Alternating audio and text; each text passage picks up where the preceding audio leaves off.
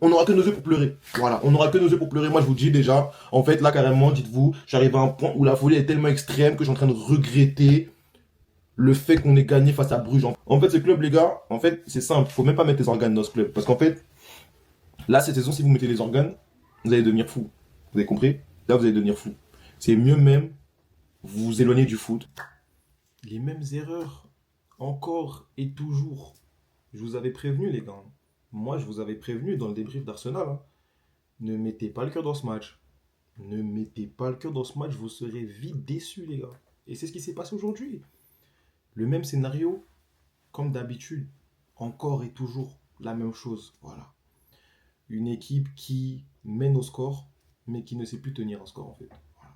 Après le 2-2 face à Brentford, où tu mènes 2-0, le 1 partout face à Arsenal, t'en prends 4. Le 2-0 au Parc des Princes, t'en prends 4. Là, maintenant, c'est le 2-1 à la 85e. Et en 7 minutes, t'arrives à en prendre 2. C'est de ça qu'il s'agit, les gars. Et puis, c'est tellement devenu banal, les frères, que même au 2-1, j'étais en train de réfléchir en me disant non, encore une fois, il ne peut pas se passer ça. Quand je voyais un peu la façon dont nos joueurs jouaient, la façon dont ils avaient peur d'aller vers l'avant, etc., je me suis dit non, encore une fois, encore, vous allez nous refaire le coup cette fois-ci. Bien évidemment, ils l'ont refait, les gars. Pas une, pas deux, pas trois, pas quatre, plus de 5 fois, les gars. Dans la saison, t'en prends 4 face à Tottenham. T'en prends 4 face au Paris Saint-Germain. T'en prends 5 face à Arsenal. T'affrontes le Real. Tu t'attends à quoi? Finalement, tu t'attends à quoi finalement? Comme je le répète, en fait, à chacun de mes débriefs, en fait, c'est. Je peux même copier les débriefs que j'ai fait en Ligue des Champions et puis les recoller. Parce que c'est les mêmes conclusions qu'on fait à chaque fois. Voilà. Pep Guardiola et ses choix. Pep Guardiola et ses remplacements, en fait. C'est ça, en fait.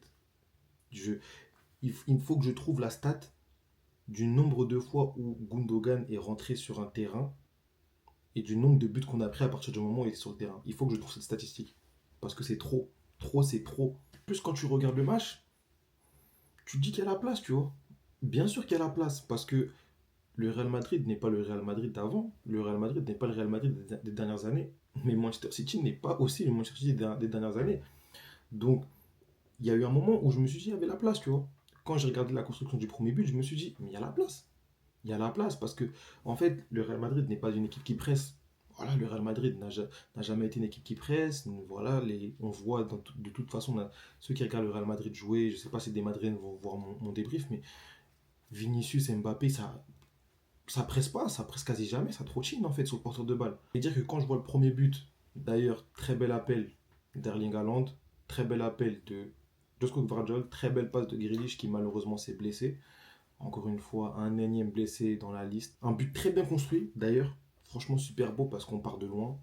L'équipe d'en face essaie de nous presser, mais on voit que c'est pas une équipe rodée pour le pressing, hein. On voit que c'est pas un Arsenal, on voit que c'est pas un Liverpool, c'est pas un Paris Saint-Germain, une équipe qui a l'habitude de presser, donc on arrive à effacer le pressing tranquillement et puis arriver au but marqué.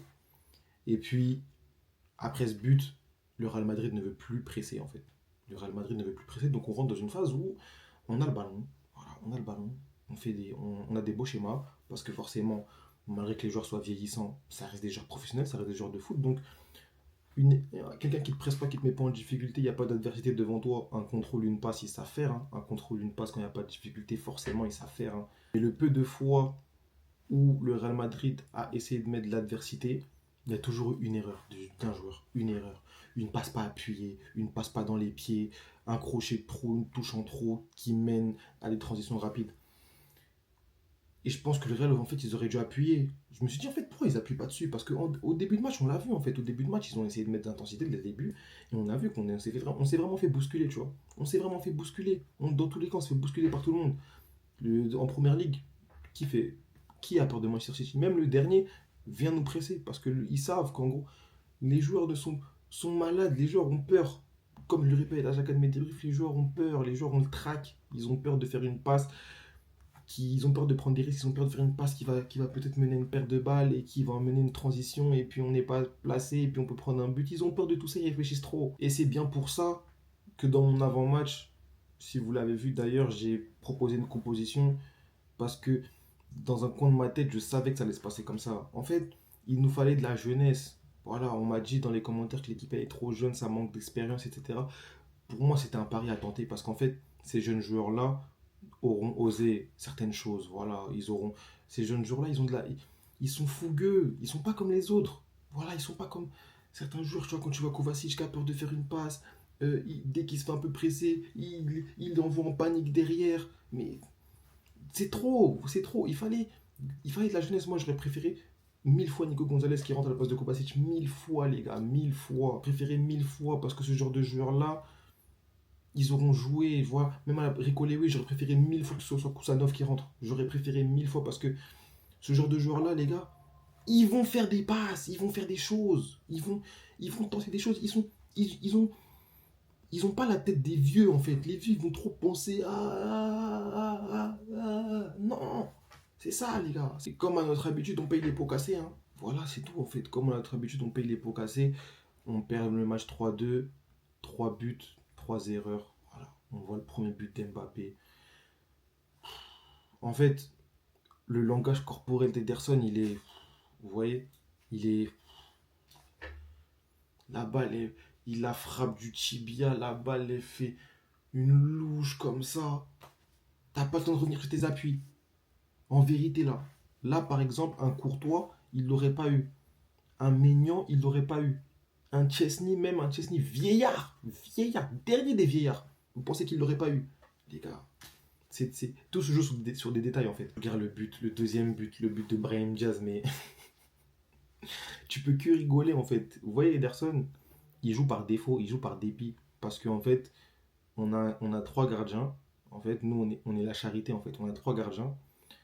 Ederson, nul. Ortega, aussi nul. Et le troisième gardien, c'est un vieillard. Il a 40 ans. Chaque année, on le renouvelle pour qu'il a un peu d'argent et tout. On est la charité, en fait. On est les restos du cœur, nous. Ederson, ce mec-là, c'est pas un gardien, les gars. Ce mec-là, c'est pas un gardien. Je suis désolé, la frappe de Vinicius, en fait, tu peux pas la bloquer comme ça. Mais est-ce que vous avez déjà vu un gardien la bloquer du torse comme ça? C'est pas. Encore, la frappe, elle est vraiment à bout portant. T'as pas le temps. Tu vois, je peux comprendre que t'as pas le temps. La frappe, elle était loin, elle était excentrée. Et toi, tu fais ça. Toi, tu fais ça. Et tu la laisses frapper le torse.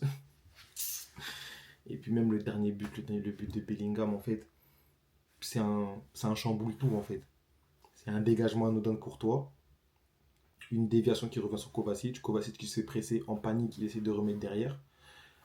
Les Rico Lewis qui lit mal le coup. Voilà, qui le lit trop tard, ou je sais pas. Il y va. C'est trop tard, Vinicius il a pris le dessus. Et puis, tu vois l'imbécile de Ederson. T'es un gardien, normalement, tu sais quand tu vas avoir le ballon, tu sais quand tu vas pas l'avoir. Un imbécile qu'il est. À la télé, ça se voyait à 1000% qu'il allait pas avoir le ballon. Ça se voyait à 1000%. Au lieu de rester sur sa ligne et essayer de jouer l'un contre un, lui, qu'est-ce qu'il fait? Allez, il sort comme si c'était un défenseur central. Voilà. Il sort comme si c'était un défenseur central. Il y a Vinicius qui tente le lob, ça se transforme en passe-but. 3-2. Kovacic, il n'y a rien à dire sur lui. Hein. Vous connaissez déjà ce que je pense. Gundogan, pareil. Bernardo Silva, pareil. Pourquoi je ne l'ai pas mis dans la composition d'après vous? Je savais. Vous avez beau me dire que oui, mais contre le Real Madrid, il est bon. Oui, si, oui, ça. Mais la réalité, elle est là, les gars. C'est que t'as beau être bon dans les années d'avant. Si tu vieillis, t'es nul. Contre des équipes faibles, t'as du mal. Contre des équipes moyennes, on ne te voit pas exister.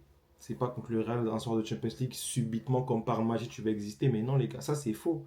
On n'est pas dans un conte de fées, les gars. Les seuls sur qui je peux placer des éloges aujourd'hui, les gars, c'est Erling Haaland. Franchement, mes respects, mon frère. Hein. Comme je te l'ai toujours dit, moi, je vais toujours partir à la guerre pour toi. Hein. Voilà, tous ceux qui m'expliquaient par A plus B que Erling Haaland, il convenait pas au jeu de City, etc. Ça, c'est faux, les gars, c'est des pacotis. C'est juste que les joueurs à côté, ils sont faibles, ils sont nuls à chier. Voilà, faut le dire, ils sont nuls à chier. Le jour où il aura des coéquipiers à son niveau, ça va cartonner. C'est simple, les gars. Pourquoi là, ça cartonne plus? Il fait avec le peu qu'il a. Soit je dis qu'il est trop impressionnant parce que même avec le peu qu'il a, il arrive à bonifier la chose. Il arrive à bonifier la chose. Quand il arrive en 2022, t'as un De Bruyne au top, t'as un Bernardo Silva au top, t'as des joueurs au top. Il explose tous les records. Il explose tous les records. Là, t'as des ailiers qui ne font pas trop de passes, t'as des ailiers qui ne font pas les passes dans les bons tempos. Tu fais un nombre incalculable d'appels. Voilà, t'as Chouameni sur ton dos. T'as Tchouaméni sur ton dos. Il fait un nombre incalculable d'appels. Aucun joueur va se dire dans sa tête, je vais lui envoyer en profondeur, il va se débrouiller, il va en faire quelque chose. Aucun. Il préfère faire quoi? Une passe latérale. C'est toujours la même chose, toujours le même scénario, les gars. En tout cas, Erling Haaland, Joshua Gvardiol, John Stones, mes félicitations. Voilà. Franchement, mes félicitations, John Stones. Ta première mi-temps, top. Voilà, après, t'as dû être placé central. T'es un peu lent, mais bon, t'as essayé de faire quand même. Mais en tout cas, numéro 6 top du top. Mes félicitations, Josko Barjol, top aussi. Voilà, on n'a pas vu Rodrigo. T'as su faire les choses, t'as su le bloquer. Offensivement, t'as apporté une passe décisive à son compteur aujourd'hui. Le reste, nul à chier. Voilà, nul à chier. Et puis c'est comme ça en fait. On est le combien là? Le 11 février. On est le 11 février. On a déjà joué 2 matchs de notre calendrier, c'est 2 défaites. Voilà. 2 défaites, une 5-1, une 3-2. Samedi, on affronte Newcastle. Ouais, comment? Ah là là là là là là, les gars. C'est affolant, c'est affligeant en fait. C'est terrible, c'est triste. Samedi, on affronte Newcastle. Mardi, on va au Bernabeu avec un match avec un but de retard. Voilà, bien évidemment, je suis supporter, donc il y a une partie de moi qui va y croire, hein. Mais ma raison me dit que non, hein. Ma raison, mon cœur me dit oui, ma raison me dit non, hein. Ma raison me dit, Cleaver, sois pas bête en fait. Sois pas bête, tu vois. En tout cas, ainsi va la vie, les gars. En tout cas, vous dites-moi ce que vous en avez pensé du match. Et n'hésitez pas à me suivre sur mes réseaux sociaux qui vont s'afficher comme d'habitude juste ici. Et puis on se retrouve samedi, les gars. On va se retrouver samedi pour débriefer encore peut-être une énième défaite, hein. Voilà, une énième défaite, c'est terrible, hein. C'est terrible, les gars, mais on commence à être habitué. Et c'est ça qui était encore plus terrible, c'est qu'en fait, j'arrive à un stade où je me fâche plus, les gars. Je me fâche plus. La dernière fois, le dernier débrief où je me suis fâché, c'est contre Arsenal parce que on en a pris 5 et j'ai perdu contre Arsenal. Voilà, c'est contre Arsenal que j'ai perdu. Donc ça m'a vraiment foutu la rage et ça m'a vraiment frappé en plein cœur de perdre contre Arsenal. Mais c'est terrible. C'est terrible, les gars. Mais en tout cas, voilà. On va se retrouver samedi, les gars. Prenez soin de vous. Surveillez pas le ciel. Ça viendra d'en bas. Clic, clac, boum.